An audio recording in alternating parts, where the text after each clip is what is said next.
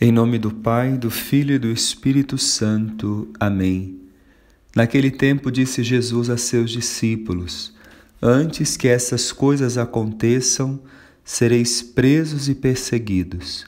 Sereis entregues às sinagogas e postos na prisão.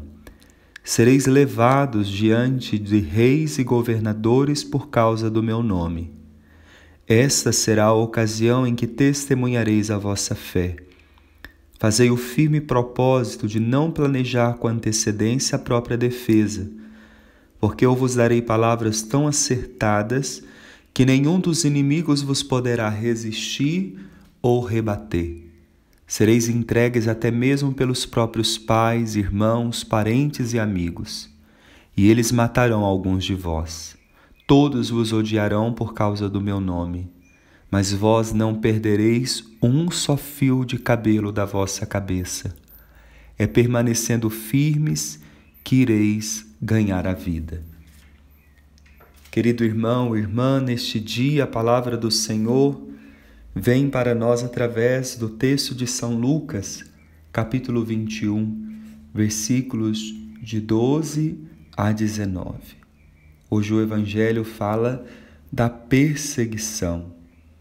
Ontem nós víamos aquilo que o Senhor direcionava no coletivo, os sinais dos tempos, as catástrofes, e nos advertia a não termos medo. Hoje, os acontecimentos que poderão vir a cada pessoa que decide seguir Jesus. Veja, a primeira realidade é a perseguição.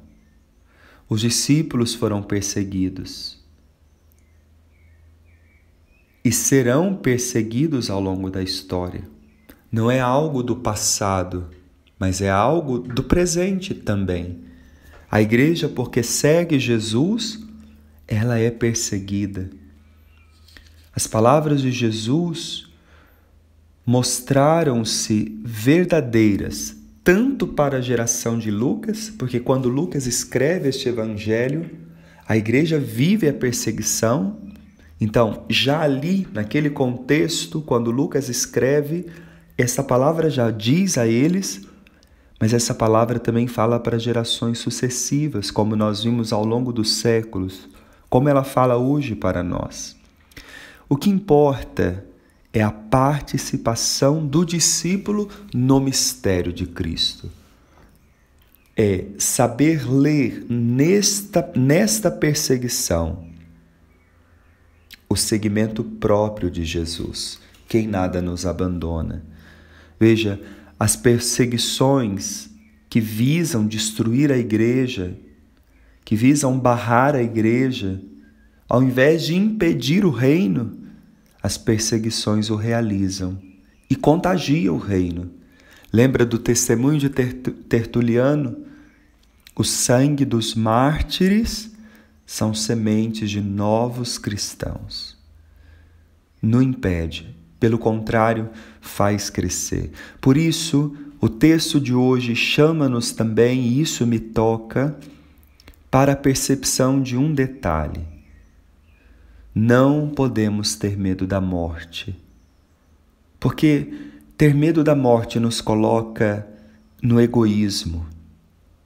O medo da morte que leva-nos à tentativa de salvar-se. Por isso, Judas tenta fazer daquele jeito o dele, poupar Jesus da morte. E acaba fazendo o quê? Destruindo-se.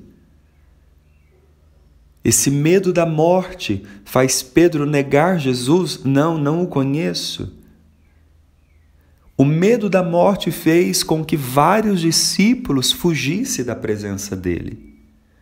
Veja, no medo da morte está o nosso egoísmo. É preciso pedir a Jesus, ao Senhor, a graça de nos libertarmos. Não que vamos perder o sentido da prudência ou sermos negligentes, não é isso. mas não barrarmos o seguimento a Cristo, não fugirmos da cruz por causa do medo da morte. Ao contrário, deixemos o Senhor encher o nosso coração com a sua graça, com a sua força. E o que é isso? A perseverança. Quem perseverar até o fim, este será salvo.